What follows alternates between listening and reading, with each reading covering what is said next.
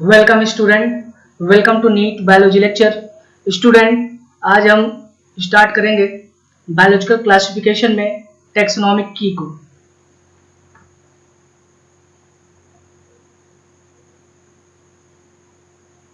तो अगर आप टैक्सोनॉमिक की बात करो तो टैक्सोनॉमिक की को फर्स्ट टाइम डेवलप किया था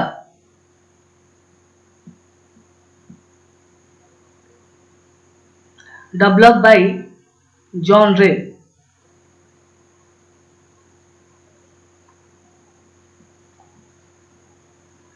अगर टैक्सोनॉमिक की फीचर की बात करें तो मेनली टैक्सोनॉमिक की का हम यूज करते हैं करेक्ट आइडेंटिफिकेशन के लिए। किसके लिए करते हैं? करेक्ट आइडेंटिफिकेशन के लिए।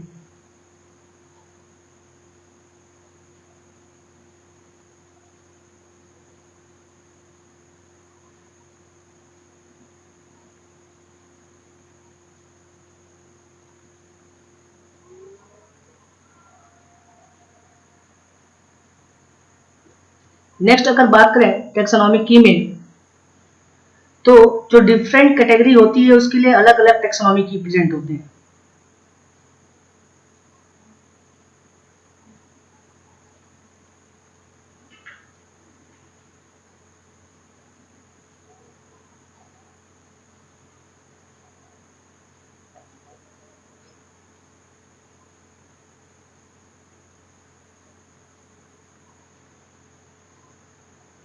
जैसे अगर आप बात करो एग्जांपल के बेसिस पे, जैसे स्पीसीज है, स्पीसीज के लिए अलग की होगा।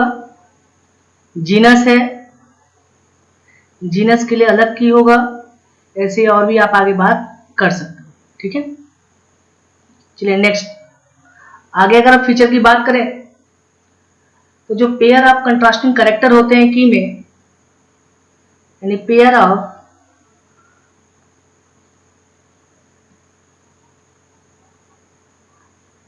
कंट्रास्टिंग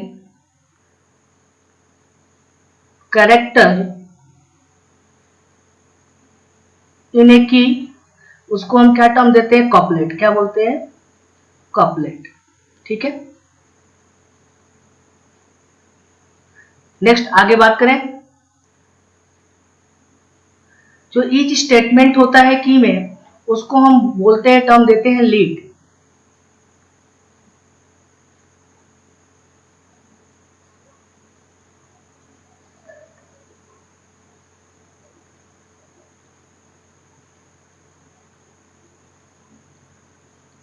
उसको हम क्या बोलते हैं? लीड। ठीक है, और एक लीड हमेशा वन टाइम में एक बार ही सिलेक्ट होता है। Means one lead are selected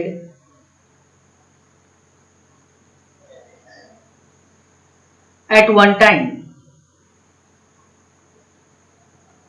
यानी एक टाइम में एक लीड ही क्या होता है? सिलेक्ट होता है। ठीक है, नेक्स्ट अगर आप बात करो कि की क्या होता है? एनालिटिकल नेचर का होता है। कैसा होता है? जो की होता है वो किस नेचर का होता है? कि इज एनालिटिकल इन नेचर। अब इसका मतलब क्या हुआ कि जैसे हम डिफ्रेंशिएट करके कैरेक्टरिस्टिक के बेसिस पे हम किसी भी स्पीसीज या आप बोल सकते हो कि ऑर्गेनिज्म को आइडेंटिफाई करते हैं, तो इस तरह से आप बोल सकते हो कि कैसा होता है? एनालिटिकल नेचर का होता है। चलिए थोड़ा एग्जांपल के बेसिस पे कपलेट एंड लीड को हम समझते हैं। जैसे फॉर एग्जांपल,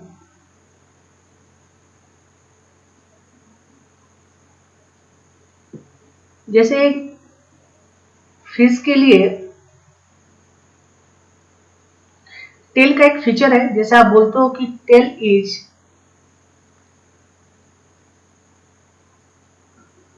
होमो सर्कल, और दूसरा आप बोल सकते हो टेल इज हेटेरो सर्कल। ठीक है, तो देखो ये दो स्टेटमेंट है। ठीक है, दो कैरेक्टरिस्टिक फीचर है। ठीक है, तो दो कैरेक्टरिस्टिक फीचर मतलब इसको आप क्या बोलोगे? कपलेट। अब आपने क्या बोला कि एक स्टेटमेंट जो की में होता है उसको हम क्या बोलते हैं? लेड। तो अगर मान लो अगर फिश में टेल कैसा है? होमो सर्कल है, मीन्स इक्वली लोब में डिवाइड है, या आप बोल सकते हो टेल हेट्रोसर्कल है, अनइक्वल लोब में डिवाइड है, तो कोई एक ही फीचर होगा उसका। तो जैसे आप बोलते हो कि चलो जो फिश है उसका टेल कैसा है, होमोसर्कल है, तो यानी एक स्टेटमेंट को आपने क्या किया, वन टाइम में सिलेक्ट किया, यानी एक लीड को हम क्या करते हैं, एक टाइम में सिलेक्ट करते हैं। ऐसे और के बेसिस पे भी आप पढ़ सकते हो। ये क्या है, मैंने एग्जांपल के बेसिस बताया। जैसे फिश में क्या होता है, जो टेल होता है या तो होमोसर्कल होता है या तो हेट्रोसर्कल होता है। तो दो स्टेटमेंट या दो कंट्रास्टिंग कैरेक्टर किसी की का, उसको हम क्या टर्म देते हैं, कपलेट। अब उसमें से जो एक स्टेटमेंट होता है, फर्स्ट स्टेटमेंट होता है की को, उसको हम क्या बोलते हैं, लीड। और एक लीड हमेशा वन टाइम में सिलेक्ट होता है। जैसे मैंने बोला कोई फिश है जिसका लोब की बात करो या टेल की बात करो या फिन की बात करो, कैसा है, इक्वल लोब में डिवाइड है, टेल वो कैसा है आपका, होमोसर्कल है। तो आपने एक स्टेटमेंट को वन टाइम में सिलेक्ट किया, ठीक है, इसलिए आप बोल सकते हो कि कैसा होता है, एनालिटिकल नेचर का होता है। ठीक है, चलिए कुछ हमें टर्म पढ़ना है, उस टर्म के बेसिस पे उनको हम क्या क्या बोलते हैं। जैसे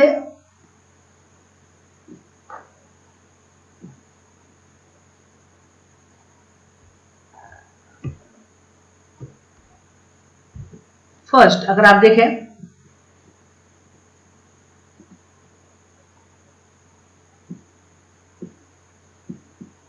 फ्लोरा। अब फ्लोरा को क्या बोलते हैं, फ्लोरा का मतलब होता है कि contain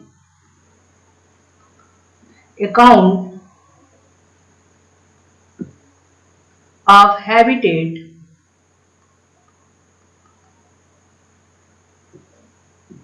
and distribution of plant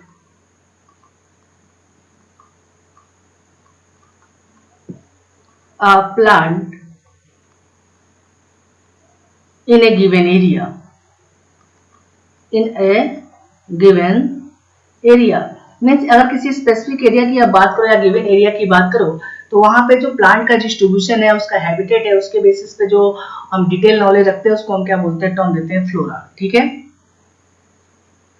second term हम क्या पढ़ेंगे, सेकेंड टर्म हमें पढ़ना है मैनुअल। मैनुअल क्या होता है, तो देखो मैनुअल का मतलब क्या होता है, इसमें हम क्या करते हैं, किसी भी स्पीसीज जो एक गिवन एरिया में प्रेजेंट है, उसको हम क्या करते हैं, आइडेंटिफाई करते हैं। तो एक इसमें हेल्प करता है, हेल्प इन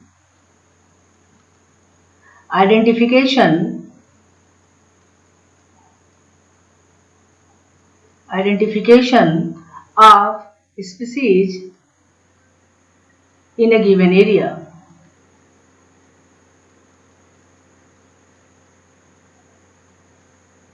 ठीक है, नेक्स्ट आगे बात करते हैं। थर्ड अगर आप बात करो, मोनोग्राफ क्या होता है,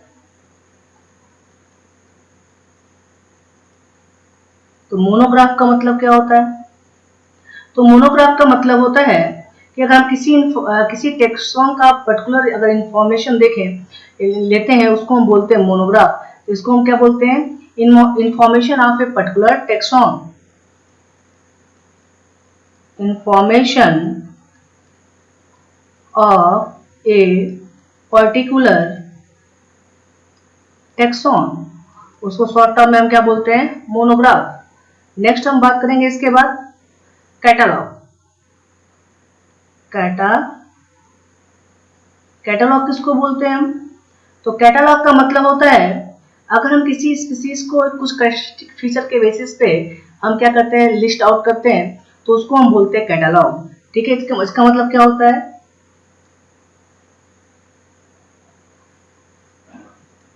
listening of a species with its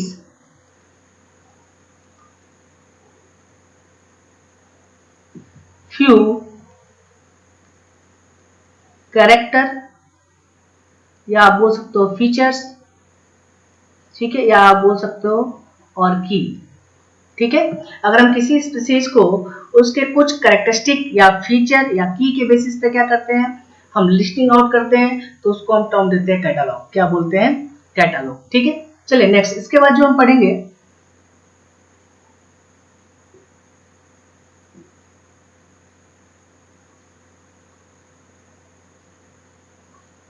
इसके बाद हम पढ़ेंगे कि किंगडम मोनेरा, क्या पढ़ेंगे हम?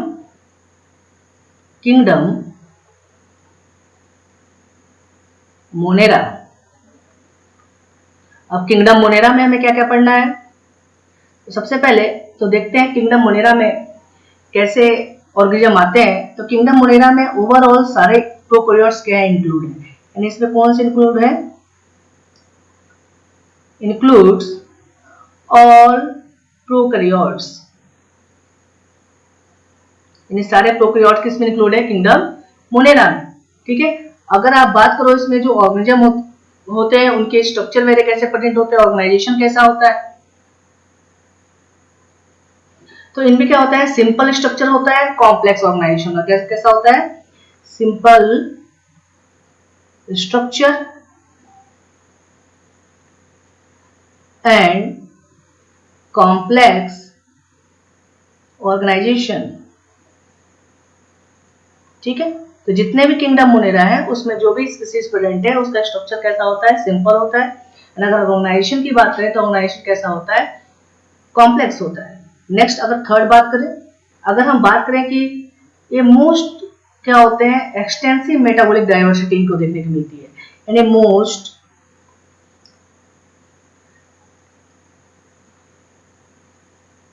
एक्सटेंसिव मेटाबॉलिक डाइवर्सिटी, यानी इनमें अगर हम बात करें तो इनमें मेटाबॉलिक डाइवर्सिटी क्या होती है?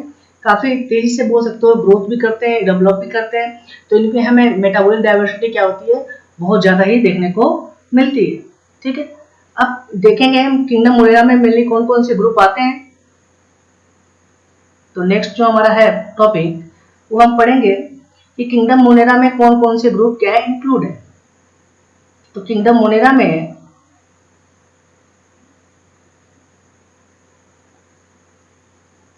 includes following group। ठीक है, कौन कौन से ग्रुप प्रेजेंट है? चलिए पहले बात करते हैं। फर्स्ट जो है उसका नेम क्या है? You bacteria. यू बैक्टीरिया को जनरली आप क्या बोलते हो? True bacteria. ठीक है, जैसे आप बात करते हो कि इसमें कौन कौन से आते होंगे, तो फॉर एग्जाम्पल आप बोलते हो ग्राम पॉजिटिव और दूसरी आप बोलते हो ग्राम निगेटिव, प्लस आप बोलते हो साइनोबैक्टीरिया। यहां लिख दे रहा हूं साइनोबैक्टीरिया। ठीक है, नेक्स्ट अगर बात करो सेकेंड ग्रुप, जो सेकेंड ग्रुप है उसको हम बोलते हैं Archie bacteria. Archie bacteria, Archie bacteria को जनरली हम क्या बोलते हैं? Ancient bacteria. इसमें मैंने आपको बताया था कि जनरली कौन कौन से आते हैं, जैसे आप बोलते हो मिथेनोजन, फिर आप बोलते हो थर्मोफिलस। ठीक है, और भी आप बोल सकते हो हेलोफिलस, मेरे सारे आते हैं इसमें। नेक्स्ट थर्ड कौन सा ग्रुप है आपका? थर्ड जो ग्रुप है वो है आपका माइकोप्लाज्मा। ठीक है, नेक्स्ट फोर्थ की बात करो, फोर्थ में क्या आएगा? तो फोर्थ में है आपका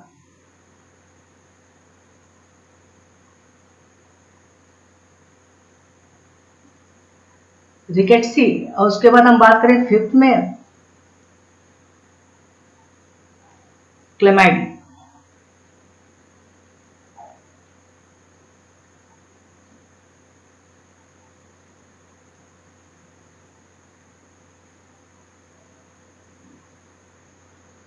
ठीक है, लास्ट में क्या पढ़ेंगे हम? क्लेमाइडी।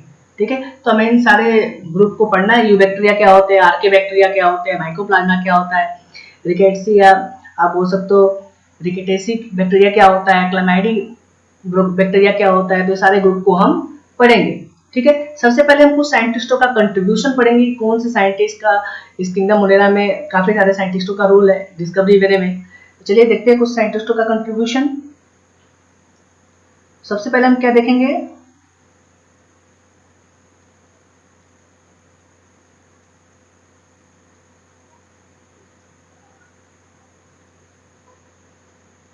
कंट्रीब्यूशन उस साइंटिस्टों के बारे में हम बात करेंगे।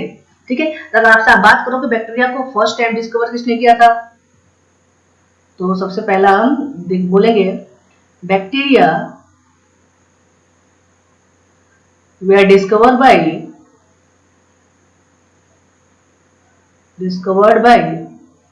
किसने किया था, लीवेनहॉक। लीवेनहॉक ने किया था। ठीक है, इनको हम बोलते क्या हैं, इनको हम बोलते हैं फाउंडर ऑफ माइक्रोबायोलॉजी। ठीक है, क्या बोलते हैं, फाउंडर ऑफ माइक्रोबायोलॉजी। ठीक है, नेक्स्ट देखते हैं कंट्रीब्यूशन सेकेंड। ठीक है, जो पाश्चर थे, ठीक है, लुईस पाश्चर पूरा नेम है, इनको हम क्या बोलते हैं, फादर ऑफ माइक्रोबायोलॉजी।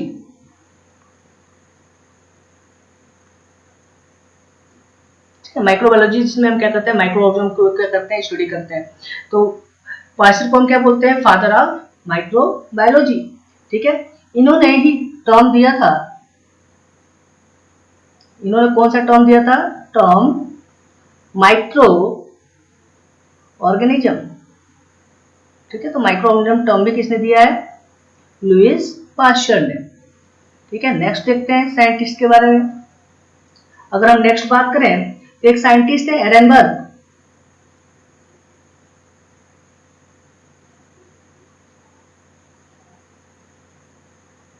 एरेनबर्ग, इन्होंने क्या बोला था, इन्होंने टर्म दिया था बैक्टीरिया। टर्म बैक्टीरिया किसने दिया है, एरेनबर्ग ने। ठीक है, रॉबर्ट कोच एक साइंटिस्ट है,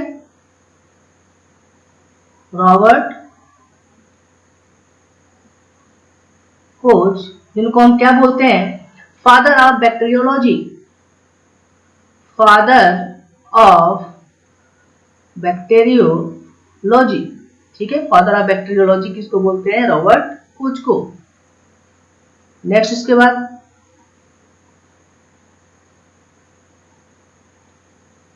एक साइंटिस्ट, अगर आप बात करेंगे थोड़ा लुईस पाश्चर के बारे में। लुईस पाश्चर ने डिस्कवर किया था फर्मेंटेशन को।